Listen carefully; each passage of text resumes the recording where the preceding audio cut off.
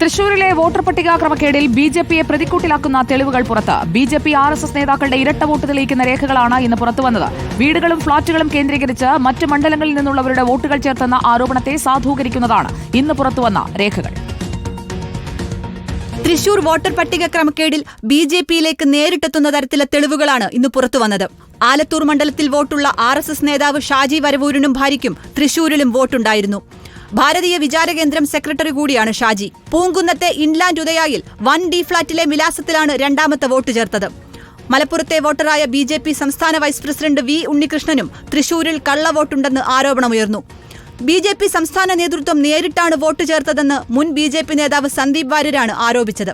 എന്നാൽ പാർട്ടി പ്രഭാരിയായിരുന്ന താൻ 1.5 വർഷം തൃശൂരിലാണ് താമസിച്ചതെന്നാണ് ഉണ്ണികൃഷ്ണന്റെ വിശദീകരണം. 1.5 വർഷമായിട്ട് തൃശ്ശൂർ താമസിച്ചിട്ട് ഇലക്ഷന്റെ ചാർജ് ആയിരുന്നല്ലോ തൃശ്ശൂരിൽ. ജില്ലയുടെ പ്രഭാരിയായിരുന്നു. സ്വാഭാവികമായിട്ട് ഞാൻ താമസം അങ്ങോട്ട് മാറ്റിയിരുന്നു.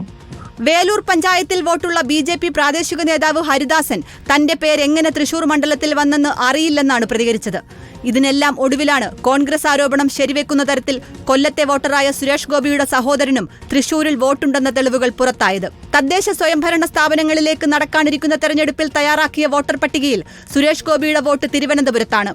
തൃശൂരിലെ ഫ്ളാറ്റുകൾ കേന്ദ്രീകരിച്ചുള്ള വോട്ട് ക്രമക്കേടിന്റെ കൂടുതൽ തെളിവുകളും ഇന്ന് പുറത്തുവന്നു. പൂങ്കുന്നം ശങ്കരൻകുളങ്ങരയിലെ ഫ്ളാറ്റിൽ മാത്രം 79 പേരെ ക്രമരഹിതമായി പട്ടികയിൽ ഉൾപ്പെടുത്തിയതായി റിപ്പോർട്ടർ അന്വേഷണത്തിൽ കണ്ടെത്തി. തൊട്ടടുത്ത ബൂത്തിലും 38 വോട്ടുകൾ ചേർത്തു. ഇവരെല്ലാം BJP പ്രവർത്തകരാണെന്നാണ് ആരോപണം. റിപ്പോർട്ടർ, തൃശൂർ.